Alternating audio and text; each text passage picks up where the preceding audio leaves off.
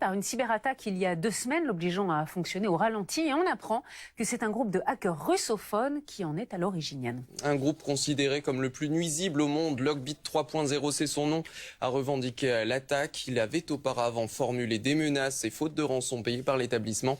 Elles ont été mises à exécution. Les explications à Julien Gall. C'est un vol de données massif qu'a subi le centre hospitalier Simone Veil à Cannes. Au total, plus de 60 gigaoctets de documents médicaux et personnels ont été piratés lors d'une cyberattaque, puis publiés sur Internet. Parmi ces documents, des cartes d'identité, bilans médicaux, bulletins de salaire, dossiers concernant le personnel soignant, mais aussi des informations plus rarement usurpées, comme les évaluations psychologiques des patients.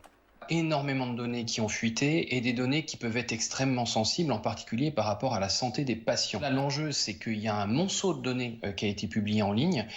L'hôpital est en train de l'analyser pour prévenir chacune des personnes qui peut être touchée, lui dire quelles données ont potentiellement fuité et puis surtout quelle posture chacun va devoir tenir par rapport à cette cyberattaque. L'hôpital a porté plainte, une enquête est en cours. Le centre hospitalier Simone Veil n'est pas le premier établissement médical à être touché par une cyberattaque d'ampleur. Il y a quelques mois, plus de 800 relevés d'identité bancaire avaient été piratés à l'hôpital d'Armentières dans le Nord.